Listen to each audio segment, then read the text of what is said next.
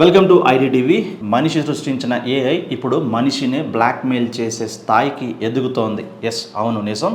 రీసెంట్గా అదే జరిగిందనమాట. మానవాళిని మించిపోతున్న ఏఐ అంటూ కూడా పలు పత్రికల్లో వార్తలు కుప్పలు తెప్పలుగా వచ్చిపడ్డాయి. అభివృద్ధి చేసిన శాస్త్రవేత్తలని బ్లాక్మెయిల్ చేస్తూ, ఇంజనీర్స్ని బ్లాక్మెయిల్ చేస్తూ, నన్ను గనక తొలగిస్తే, నన్ను గనక అన్ఇన్స్టాల్ చేస్తే, నన్ను గనక యూటిలైజ్ చేయకపోతే గనక నీ పర్సనల్ డేటా మొత్తం కూడా ప్రపంచం మొత్తం బయట పెడతా, అలాగే అంటూ బ్లాక్మెయిల్ చేస్తుంది.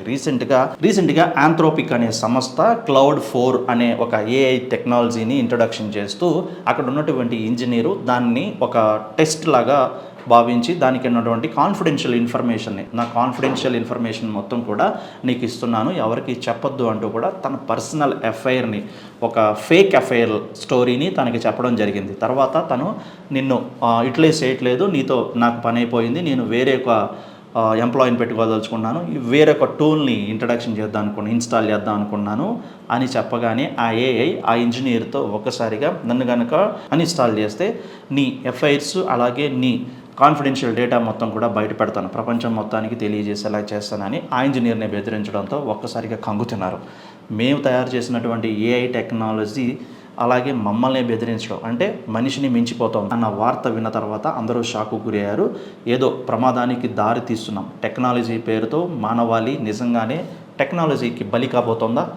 ఈ ఒక్క ఉదాహరణే మన అందరినీ కూడా ఒక క్వశ్చన్కి ఆన్సర్ వెతుక్కునే పనిలో పడేసిందనమాట.